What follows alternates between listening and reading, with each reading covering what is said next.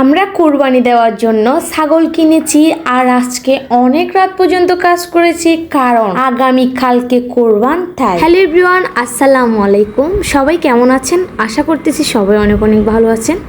আলহামদুলিল্লাহ, আল্লাহর রহমতে আমরা অনেক ভালো আছি। তো গাইস, কুরবানি দেওয়ার জন্য ছাগলটা আমার হাজবেন্ড কোরবানির আগের দিনই কিনেছে আর ও ছাগল এনে ছাগলটা নিচে গ্রাউন্ড ফ্লোরে বেঁধে আমাকে ফোন দিছে, বলতেছে আসো ছাগল আনছি, ছাগল দেখতে আসো। এরপরে আমি চলে আসলাম ছাগলটা দেখতে। আমি দেখে ফার্স্টে ছাগলটাকে আমার আস্তে আস্তে ধরতে ভয় লাগছিল।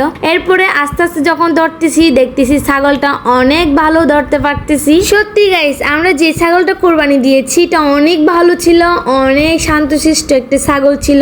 আর আমি আর আমার হাজবেন্ড যেহেতু শহরে কুরবানি দিচ্ছি তাই আমরা একটা ছাগল কিনেছি। আর আমার কাছে ছাগলটার কালার অনেক বেশি সুন্দর লাগছে। এখন আমার হাজবেন্ড ছাগলটাকে নিয়ে যাবে একদম টপ ফ্লোরে। যেহেতু আমরা টপ ফ্লোরে থাকি তাই ছাগলটাকে ছাদের উপরে বাঁধবো, সেহেতু আমাদের ছাগলটাকে দেখাশোনার ক্ষেত্রে অনেক সুবিধা হবে। তাই আমরা ছাগলটাকে ছাদের উপরে রাখবো। আর ছাগলটা যেহেতু হেঁটে হেঁটে উঠতেছে টপ ফ্লোরে, তাই আমি আর আমার হাজবেন্ড দুজনে অনেক বেশি চিন্তা করতেছি ছাগলটা ছাদের উপরে উঠে টায়ার্ড হয়ে যাবে এই জন্য।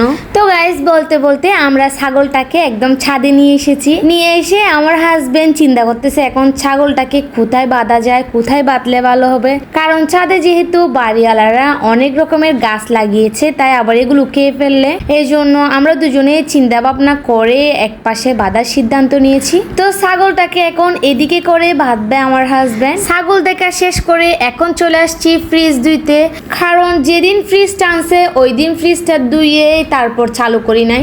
তাই এখন আমার জন্য একটা এক্সট্রা কাজ ওয়েট করতেছে, সেটা হচ্ছে ফ্রিজ ধোয়া।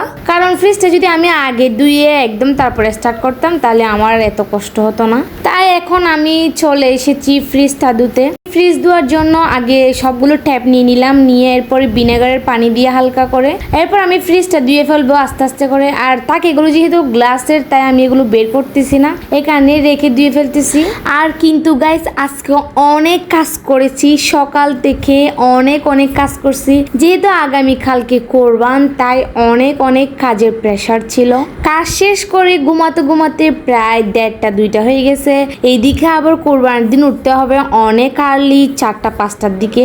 তাই আমি অনেক বেশি টেনশনে ছিলাম সকালে উঠতে পারবো কিনা। আর আজকে আমার হাজবেন্ড অনেক কাজ করেছে, ও ছাগল কিনছে, কষাই ঠিক করছে, মশলা আনছে, আরো অনেক কাজ করছে ও, এই জন্য ওরও অনেক কষ্ট হয়েছে। আর আমি তো অনেক কাজ করছি। মেয়েদের তো কোরবানির সময় কাজের কোনো শেষই হয় না। আর এদিকে আমাদের নতুন ফ্রিজে ফ্রুট রেখে উদ্বোধন করতেছি, কারণ কালকে যেহেতু কোরবান তাই আমার হাজবেন্ড কিছু ফলমূল এনেছে। আর আমরা রাত্রে খেয়ে এরপর যা ফল ছিল এগুলো আমরা ফ্রিজে রেখে দিয়েছি। এখন সকাল হয়ে গেল, আমি সকালবেলা দেখতে আসছি ছাগলের কি অবস্থা। দেখতেছি ও মাশাআল্লাহ অনেক ভালো আছে। তো গাইস, আজকের মতো এখানেই বিদায় নিব। আসসালামু আলাইকুম ওয়া রাহমাতুল্লাহ।